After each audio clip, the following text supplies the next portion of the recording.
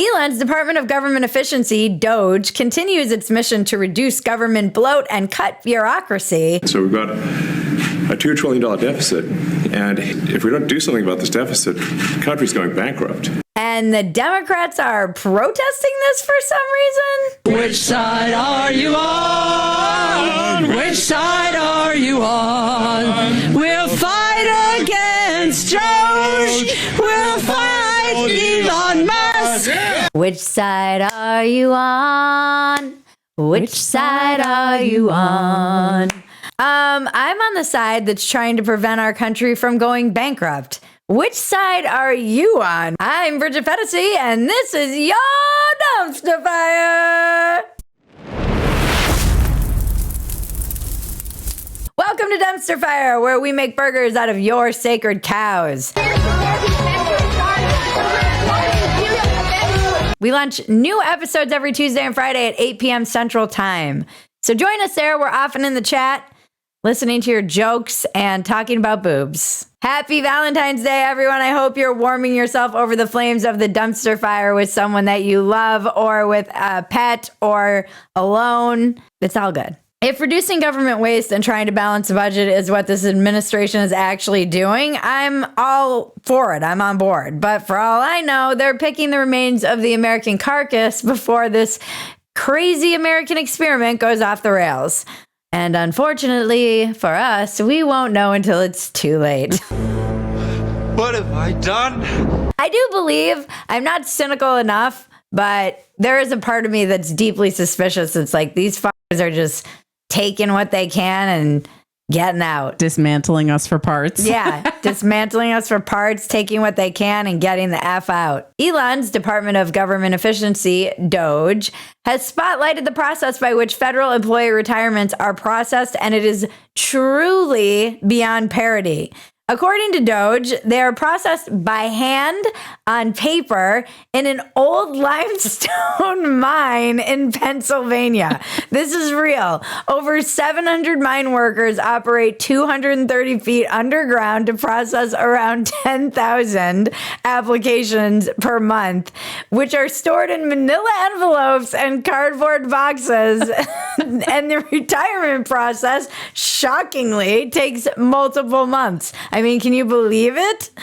To top it off, the federal employees ride giant tricycles around the caves as they shuttle documents back and forth.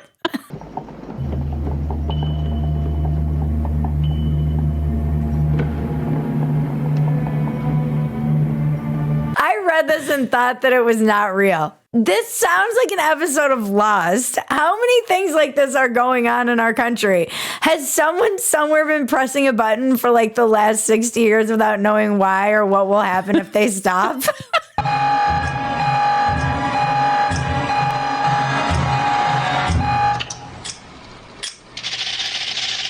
What other weird shit like this is going on underground in America?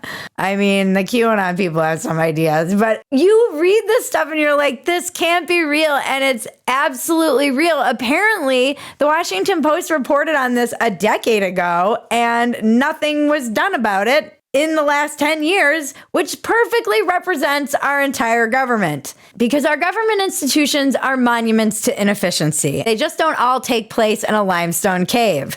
The inefficiency is the point, because when you streamline things, you need less people to do the same amount of work. And it's inevitably going to lead to cuts and layoffs. Government only expands. It never contracts. As Mike Solana pointed out this past week on Pirate Wires, by the stroke of a pen, you can increase the size of the federal government, but heaven forbid you try to decrease it, because that blob protects itself, and then you need layers and layers of bureaucracy to undo it. There's this belief in government that once you get a job, you're entitled to that job forever. Whether it's redundant or wasteful or unnecessary, you just get to stick around forever. It must be so weird for these 19, 20-year-old DOGE computer geniuses to be looking at how inefficient and bad all of this stuff is? Did they go down into the caves themselves? Were they like, what is that sound? And it's like, is that dial-up? Like, what are you guys using down here? A letter from the central bureaucracy. Attention, Hermes Conrad. You are about to receive a letter from the central bureaucracy. My God, it's from the central bureaucracy. Look at any government website. It is a crime against humanity. It's like they were built in the beginning of the internet and never updated. They're not user friendly or intuitive at all. And they're still slow. Like they're running on servers that are not updated at all either. It's also crazy that 10,000 federal workers are retiring every month, which made me ask the question, how many federal employees are there? And it turns out America is the nation's largest employer, beating out Amazon, Walmart, McDonald's. As of November 2024, the federal government employed just over 3 million people, and that includes the Postal Service, but does not include the 1.3 million active duty service members. What are all these people doing? I don't even know. This should be a bipartisan issue. It should be receiving bipartisan support. Which side are you on? Which side are you on? DOGE has also been auditing the Department of Education, and they've canceled some contracts. For example, a $4.6 million contract to coordinate Zoom and in-person meetings, a $3 million contract to write a report that showed that prior reports were not utilized by schools. That is a report to show that reports aren't being used, and a $1.4 million contract to physically observe mailing and clerical operations. What's wild to me is that liberals for years have rightfully been furious that teachers are on GoFundMe begging for money to buy their own supplies. And no one really stopped to ask why that is. It's because all of the bureaucratic bloat in the Department of Education and in education in general has increased while teachers' wages have stagnated. Teachers actually have not gone up in terms of hiring them, as well as all of our standards for writing and math have gone down, and we are increasingly becoming a stupider and stupider nation. So we should be using this money, and this is something DOGE claims they're very invested in, which is making sure that that money goes to students and educating students and teachers and not more administration, which is just getting bigger and bigger and bigger. This is government bloat. We need to get rid of it. Americans know this and are supportive of this. And liberals used to be supportive of this until they just had opposition to literally anything the other side was doing. It does seem like the reaction to this is a lot of people just trying to protect their useless jobs that are not necessary anymore. And look, sorry, we all have to deal with this. You know how many times the places that I've been writing for have become like disappeared overnight because of technology? I will probably be non-existent in 2 years because of AI.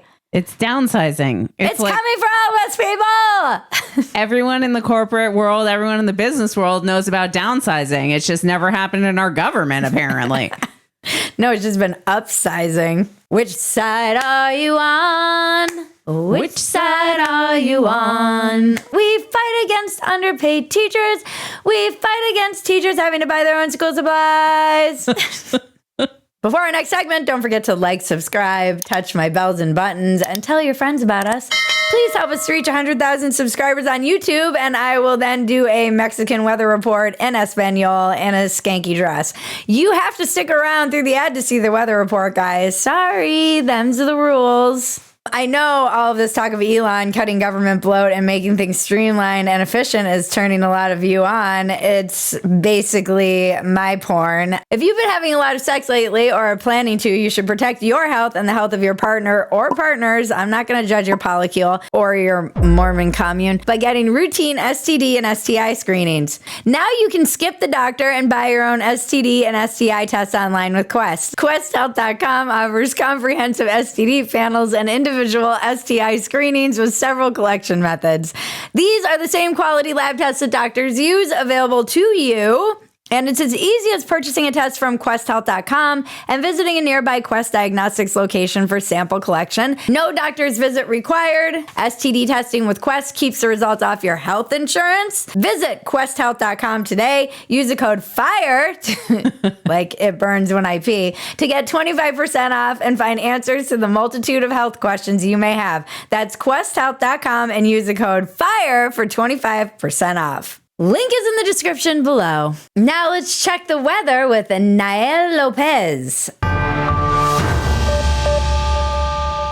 Con muy escasa nubosidad, temperatura de 16 a 18 grados como mínima, alcanzando entre los 31 y los 32 ya como máxima. La salida del sol el día de mañana la esperamos a las 6:52. Thank you, Nael. Gracias. I need to work on my Yeah, you Spanish. gotta brush up on the Spanish. And now for a sexy, sexy topic. The Trump administration banned the AP, the Associated Press, from an Oval Office event because they refused to call the Gulf of Mexico the Gulf of America. Press Secretary Caroline Leavitt defended the move by saying, if we feel that there are lies being pushed by outlets in this room, we are going to hold those lies accountable. And it is a fact that the body of water off the coast of Louisiana is called the Gulf of America. She then went on to talk about how Google and Apple have already renamed it the Gulf of America, like that should settle the matter. And Apple has recognized that. Google has recognized that. This might seem like a nothing story, but it's important to me because it feels slightly like compelled speech.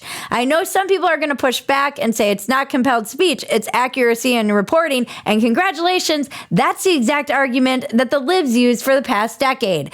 I don't really even have a problem with the renaming. It's really just punishing journalists for dead naming the Gulf of Mexico. You can't just rename a body of water and demand everyone go along with it and then call us liars if we don't. Nope, not having it. Miss me with that shit.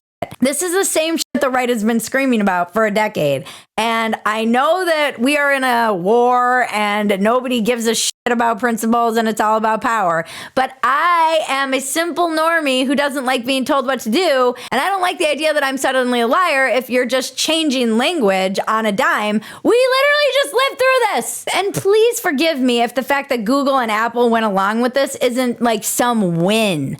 I don't trust them at all. They went along with all the crazy bullshit from the past decade too. We have a fucking pregnant man emoji for fuck's sake, you guys. Push back against compelled speech wherever you see it. I don't trust these corporations. Okay, they went along with it. Great. It's amazing to me how fast Republicans will trust corporations that sold them out for a decade. Sold them out, banned them, censored them, shadow banned them, and suddenly it's like, well, Google and Apple are fine with it. I don't trust any of these people, and you shouldn't either, by the way. And it's also not popular. It's totally anecdotal, but I was at a birthday party, a normie birthday party in the suburbs. This came up. People laughed about it. They also said it's stupid and they don't really get it. In a poll by Reuters, renaming the Gulf of America is not popular. Only 25% of people who polled were for it. 70% were against it. Well, you know, that's just like your opinion, man. I don't know what the other 5% were doing, probably jerking off. Probably didn't care or something, or were neutral. And I truly did not care. I was like, whatever. And look, I also understand that the AP should be getting a taste of its own medicine. They, with their editorial standards, have changed language for all of us, deciding to capitalize the B for black and not the W for white. Words like dead naming. I understand the desire for revenge. I also understand the desire for giving them a taste of their own medicine. I also understand the hypocrisy. I completely understand and relate to all of that. What I don't like is saying that you are now a liar if you're calling this the Gulf of Mexico.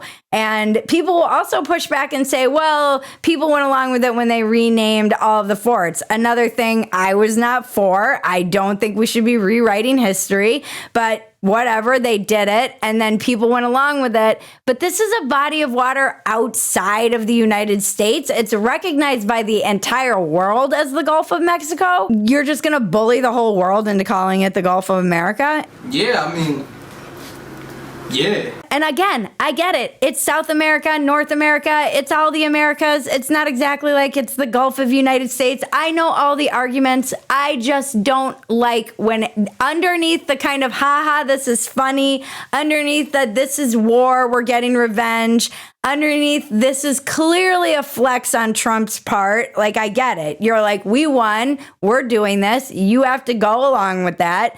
Underneath all of that is this very sinister feeling. It gives me the same vibe that I got when the left was trying to do it, which is, hey, we're in power and we're going to use this power however we want, and you're going to have to play by our rules, and this is our language now, and you're going to have to go along with it. So you're not really for free speech, and maybe this is the case. Maybe this is the case. But I voted against this. I voted against being called a bigot because I refuse to say that trans women are women. And people will make all kinds of justifications. I urge people to ask themselves, it's such a simple question. It's so easy to stick to your principles. All you have to do is say, if the other side was doing this, how would I feel? Would I be for it or against it? And no one can ask that question. You'll do mental gymnastics to try and make sense of it and be like, this is why it's okay when we do it, or like, this is what they get, or whatever. Just please have some kind of principle. Some kind of principle.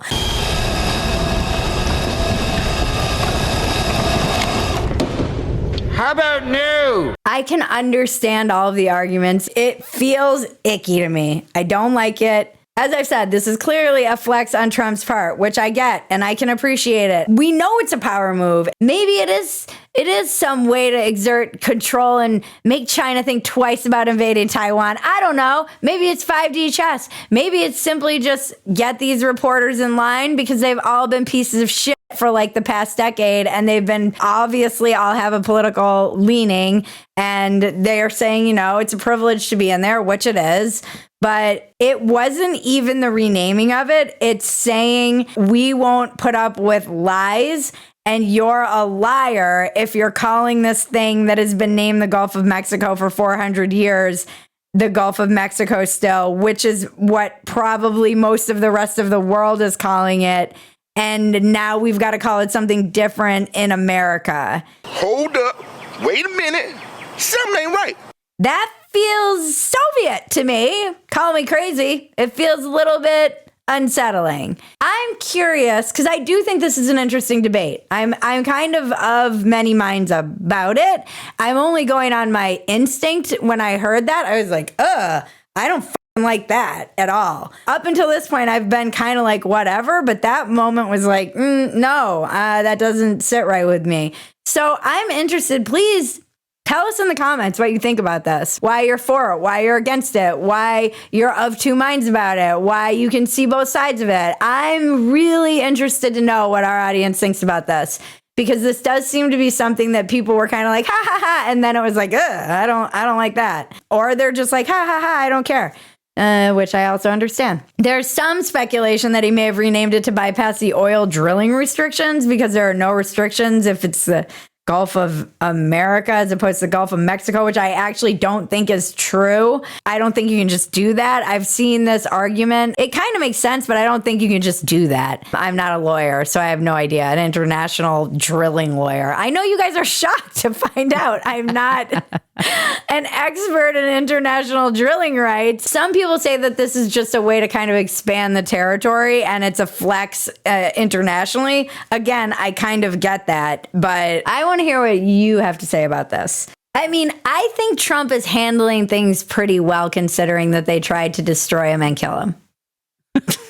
Yes, agree. Here's what's coming. My prediction. Pledge of Allegiance in all the schools using the Roman salute. You heard it here first, folks. Boom. Okay, we might have been, I will concede we might have been wrong about things if that comes down the pipeline. I do think it's funny that the AP got punished for dead naming the Gulf of Mexico. You know who else gets upset about dead naming? Laddie LaRouge, he, they, in drag, District 3. So, which side are you on? Which side are you on? I fight the double standards. I call out the left and right. I fight compelled speech. You can't tell me what to do. I'm a Gen X renegade, and I know that you're one too. Hey, which side are you on? This will be in our Which side are you on? Musical. If you love Dumpster Fire, the best thing you can do is become a supporter at Phetasy.com. You get the unedited version of Dumpster Fire, and we leave a lot of inappropriate things on the cutting room floor, usually things I say in the commercials. You also get access to everything else we're doing, and it's a lot. This past week, we dropped another round where I talked about what it was like experiencing the Joe Rogan experience. I processed it before it dropped, which is always interesting. Join us right here on YouTube every Tuesday and Friday night at 8 p.m. Central for a new Dumpster Fire. We do live chat, which is always hilarious. You guys are so funny, and you give us lots of ideas for other things. We moved Walk-Ins Welcome off this YouTube channel, and please go subscribe to our new YouTube channel, Walk-Ins Welcome with Bridget Phetasy. There's a link in the description to make that easy for you. So run over there. We have a great interview this week with Liv Boré. She is brilliant poker player. She's awesome. Thank you to everyone who helps make Dumpster Fire possible. Thank you to Quest for sponsoring today's episode. Support your health and the people who support us. Thank you to our audience, subscribers, supporters. We love you so much. Happy Valentine's Day. Thank you, Maggie. Thank you, Bridget. And now to cleanse your palate, the internet is glorious. You can't keep getting away with it! You can't keep getting away with it!